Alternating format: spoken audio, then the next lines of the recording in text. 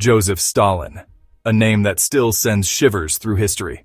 For nearly 3 decades, this man ruled the Soviet Union with an iron fist, transforming a backward nation into a global superpower at a cost measured in millions of lives.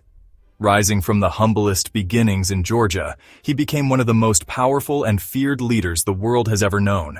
Under his rule, the Soviet Union achieved rapid industrialization and victory in World War II, but also endured brutal purges, state terror, and mass famine. Joseph Stalin was born Iosif Vissarionis Dzhugashvili on December 18, 1878, in the small town of Gori in Georgia, then part of the Russian Empire. He was the only surviving child of a poor cobbler and a laundress. Stalin's childhood was harsh. His father was an alcoholic who beat him, and a bout of smallpox left the boy with facial scars that lasted his whole life. Despite these struggles, his devout mother insisted he study for the priesthood. Young Stalin attended the Tiflis Theological Seminary, but he grew increasingly interested in revolutionary ideas. He read forbidden works by Karl Marx and other radicals, for which he was expelled from the seminary in 1899. Freed from seminary, Stalin plunged into the underground revolutionary movement against the Tsarist autocracy.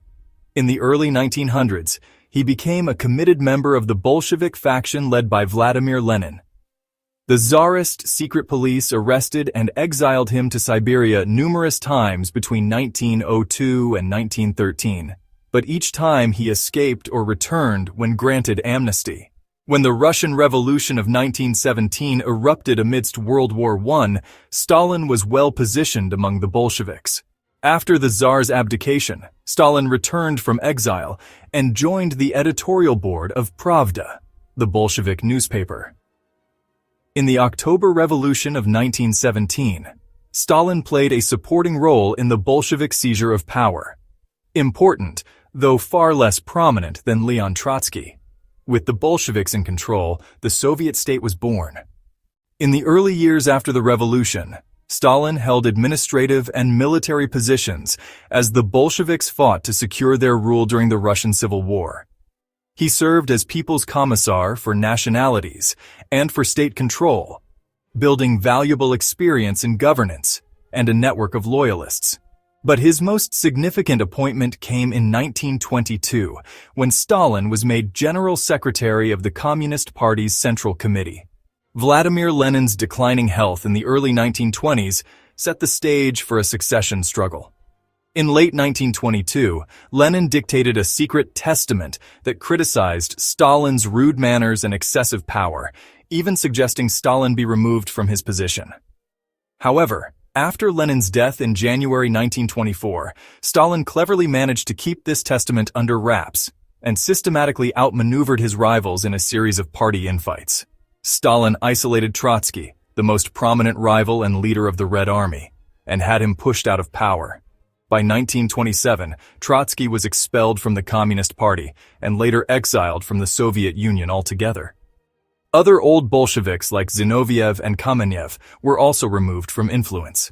By the late 1920s, Stalin had effectively become the undisputed leader and dictator of the Soviet Union, marking the end of collective leadership. With his power secure, Stalin embarked on an ambitious transformation of the Soviet Union's economy. In 1928, he launched the first of his 5-year plans, aiming to rapidly industrialize the largely agrarian nation. Stalin's goal was to catch up with and overtake the industrial capabilities of Western powers, turning the Soviet Union into a modern industrial superpower virtually overnight. The state took control of all economic activity, setting high production quotas for heavy industries like steel, coal, and machinery. At the same time, Stalin enforced the collectivization of agriculture, a policy that merged millions of small peasant farms into large, state-controlled collective farms. Peasants were forced to give up their land, livestock, and produce to the collective system, often at gunpoint. Many farmers resisted, especially the relatively prosperous peasants known as kulaks. Stalin ordered that these resistors be eliminated as a class. Millions of kulaks were deported, shot, or sent to labor camps for refusing to surrender their land. The upheaval in the countryside was catastrophic. Disrupted farming and state requisitions of grain led to a horrific famine from 1932 to 1933. Particularly hard hit was Ukraine, where the famine known as the Holodomor took an enormous toll. This famine killed millions of people and is considered one of the worst man-made disasters in history, directly caused by Stalin's policies of forced collectivization and grain exports at the expense of starving villages. Stalin's paranoia and lust for absolute control reached a bloody climax in the Great Purge of the late 1930s. Having eliminated external rivals, Stalin turned against potential enemies within, including many of the original Bolsheviks who had helped bring the revolution. Between 1936 and 1938, hundreds of thousands of people were arrested on trumped-up charges of treason, espionage, or counter-revolutionary activity and executed. Stalin orchestrated a series of show trials in Moscow, where prominent Bolshevik veterans were forced to confess to outrageous crimes in public, then swiftly shot. The purge decimated the leadership of the Red Army as well. An estimated 35,000 military officers were removed or executed, including most of the top generals. Millions of people were sent to the Gulag, a vast network of forced labor camps, for real or imagined disloyalty. In total, around 18 million people passed through the Gulag system under Stalin's regime, suffering brutal conditions. Many never returned. Entire ethnic groups that Stalin mistrusted were deported en masse to remote regions. Poles, Koreans, Chechens, and Crimean Tatars were uprooted from their homes on Stalin's orders. In the late 1930s, as Stalin was terrorizing his own people, a new threat loomed: Nazi Germany. Initially, Stalin tried to avoid war with Hitler. In August 1939, he shocked the world by signing the Molotov-Ribbentrop Pact, a non-aggression treaty with Adolf Hitler. This pact secretly divided Eastern Europe into spheres of influence. Just days later, World War II began with Hitler's invasion of Poland, and the Soviet Union also invaded Eastern Poland. On June 22, 1941, Hitler launched a massive invasion of the Soviet Union, Operation Barbarossa, catching Stalin off guard. Despite warnings from his spies and Western leaders, Stalin had refused to believe Hitler would betray the pact so soon. The Nazi onslaught was devastating. Millions of Soviet soldiers were captured, and the Wehrmacht reached the outskirts of Moscow by late 1941. Stalin recovered to take charge of the defense. In a grim address, he appealed to Soviet patriotism, referring to the fight as the Great Patriotic War. A critical turning point came with the Battle of Stalingrad, a brutal months-long struggle for the city named after Stalin himself. Against his general's initial advice, Stalin insisted that the city be held at all costs. The fighting ended in a decisive Soviet victory and the surrender of an entire German army. After Stalingrad, the Red Army gained momentum. Soviet forces swept westward, liberating their own territory and then Eastern Europe.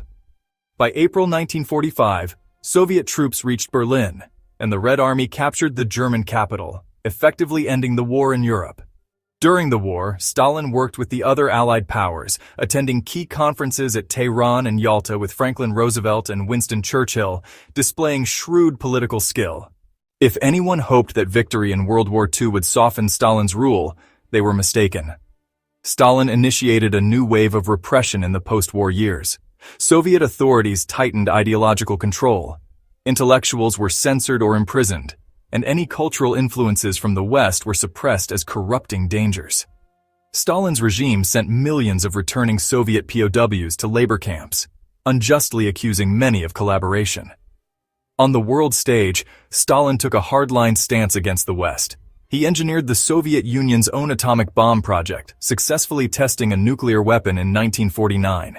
This achievement made the USSR a nuclear superpower and dramatically raised the stakes of the Cold War.